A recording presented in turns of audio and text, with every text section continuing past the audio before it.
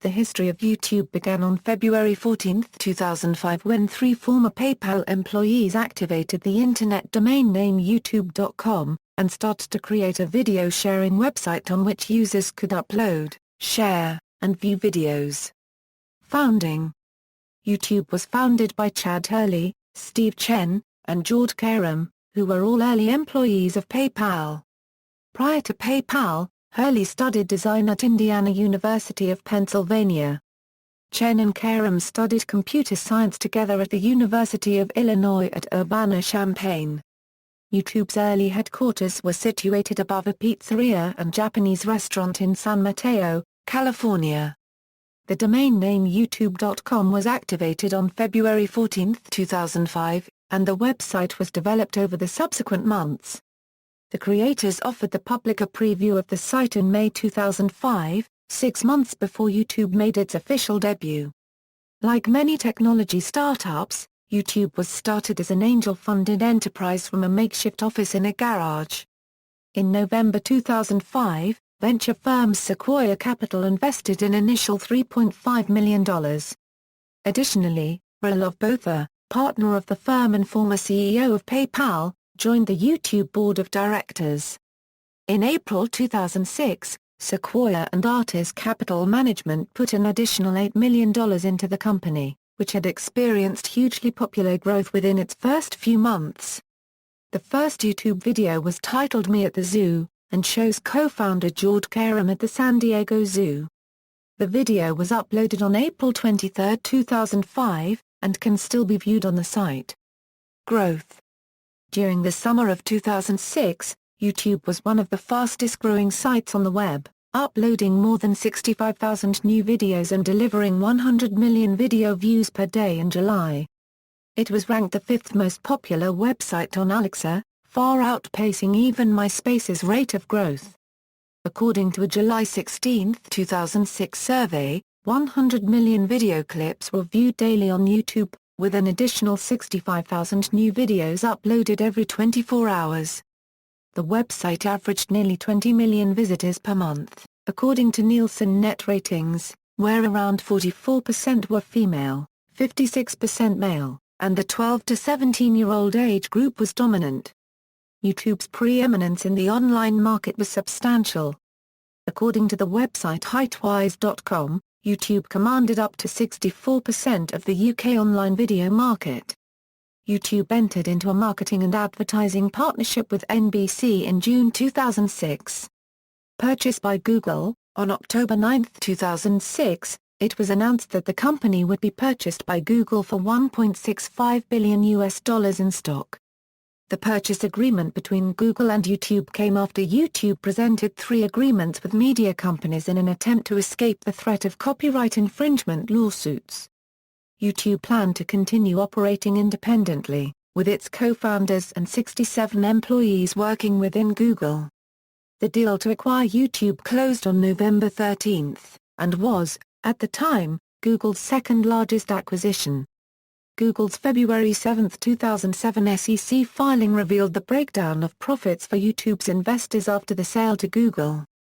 At the time of reporting, Chad Hurley's at more than $395 million, Steve Chen's at more than $326 million, George Karam's at more than $64 million, Sequoia invested around $9 million and received $516 million, and Artis Capital Management invested $3 million and received $85 million.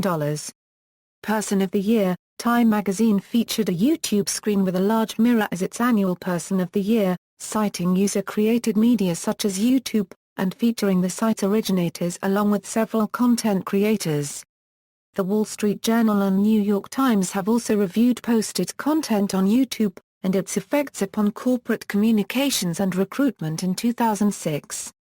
PC World magazine named YouTube the 9th of the top 10 best products of 2006. In 2007, both Sports Illustrated and Dime magazine featured stellar reviews of a basketball highlight video titled, The Ultimate Pistol Pete Maravich Mix. Because of its acquisition by Google, it is sometimes referred to as GooTube. Continued growth. It is estimated that in 2007 YouTube consumed as much bandwidth as the entire Internet in 2000. Originating in 2007, the YouTube Awards are annual awards given out in recognition of the best YouTube videos of the preceding year as voted by the YouTube community. On July 23, 2007 and November 28, 2007, CNN and YouTube produced televised presidential debates in which Democratic and Republican U.S. presidential hopefuls fielded questions submitted through YouTube. In November 2008, YouTube reached an agreement with MGM, Lionsgate Entertainment, and CBS, allowing the companies to post full-length films and television episodes on the site, accompanied by advertisements in a section for U.S. viewers called shows. The move was intended to create competition with websites such as Hulu, which features material from NBC, Fox, and Disney. YouTube was awarded a 2008 Peabody Award and cited for being a speaker's corner that both embodies and promotes democracy. In early 2009, YouTube registered the domain youtube-nacookie.com for videos embedded on United States federal government websites. In November 2009, YouTube launched a version of shows available to UK viewers, offering around 4,000 full-length shows from more than 60 partners. In December 2009, Entertainment Weekly placed YouTube on its end of the decade best of list, describing it as providing a safe home for piano-playing cats, kelp goof-ups, and overzealous lip-syncers since 2005. In January 2010, YouTube introduced an online film rentals service, which is currently available only to users in the US, Canada and the UK. The service offers over 6,000 films. In March 2010, YouTube began free streaming of certain content, including 60 cricket matches of the Indian Premier League. According to YouTube, this was the first worldwide free online broadcast of a major sporting event. On March 31, 2010, the YouTube website launched a new design, with the aim of simplifying the interface and increasing the time users spend on the site. Google product manager Shiva Rajaraman commented, "We really felt like we needed to step back and remove the clutter." In May 2010, it was reported that YouTube was serving more than 2 billion videos a day, which it described as nearly double the primetime audience of all three major U.S. television networks combined. In May 2011, YouTube reported in its company blog that the site was receiving more than 3 billion views per day. In January 2012, YouTube stated that the figure had increased to 4 billion videos streamed per day. According to May 2010 data published by market research company Comscore, YouTube was the dominant provider of online video in the United States, with a market share of roughly 43% and more than 14 billion videos viewed during May. In October 2010, Hurley announced that he would be stepping down as Chief Executive Officer of YouTube to take an advisory role, and that Sailor Kamunga would take over as head of the company. In April 2011, James Zern, a YouTube software engineer, revealed that 30% of videos accounted for 99% of views on the site. In November 2011, the Google+ social networking site was integrated directly with YouTube and the Chrome web browser, allowing YouTube videos to be viewed from within the Google+ interface. In December 2011, YouTube launched a new version of the site interface, with the video channels displayed in a central column on the homepage, similar to the news feeds of social networking sites. At the same time, a new version of the YouTube logo was introduced with a darker shade of red, the first change in design since October 2006. In 2012, YouTube said that roughly 60 hours of new videos are uploaded to the site every minute, and that around three-quarters of the material comes from outside the US. The site has 800 million unique users a month. Starting in 2010 and continuing to the present, Alexa ranked YouTube as the third most visited website on the Internet, behind Google and Facebook. In late 2011 and early 2012, YouTube launched over 100 premium, or original channels. It was reported the initiative cost $100 million.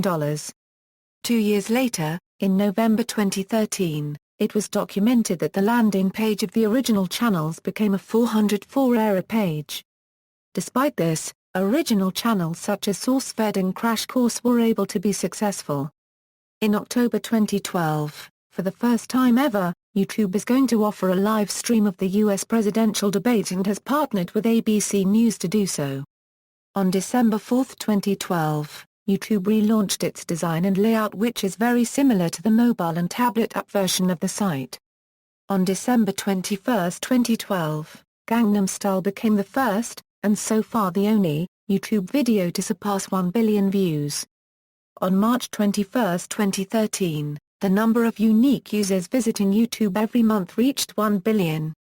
In 2013, YouTube continued to reach out to mainstream media, launching YouTube Comedy Week and the YouTube Music Awards. Both events were met with negative to mixed reception. In November 2013, YouTube's own YouTube channel had surpassed Felix Kjellberg's PewDiePie channel to become the most subscribed channel on the website. This was due to auto-suggesting new users to subscribe to the channel upon registration. Internationalization. On June 19, 2007, in Paris, Eric E. Schmidt launched the new localization system. The entire interface of the website is now available with localized versions in numerous countries. Google aims to compete with local video-sharing websites like Dailymotion in France. It also made an agreement with local television stations like M6 and France tar Copyright La Copyright Visions to legally broadcast video content. On October 17, 2007, it was announced that a Hong Kong version had been launched. YouTube's Steve Chen said its next target will be Taiwan. YouTube was blocked from mainland China from October 18 due to the censorship of the Taiwanese flag. URLs to YouTube were redirected to China's own search engine, Baidu. It was subsequently unblocked on October 31. Business model, advertising, and profits. Before being purchased by Google, YouTube declared that its business model was advertisement-based, making $15 million per month. Google does not provide detailed figures for YouTube's running costs, and YouTube's revenues in 2007 were noted as not material in a regulatory filing.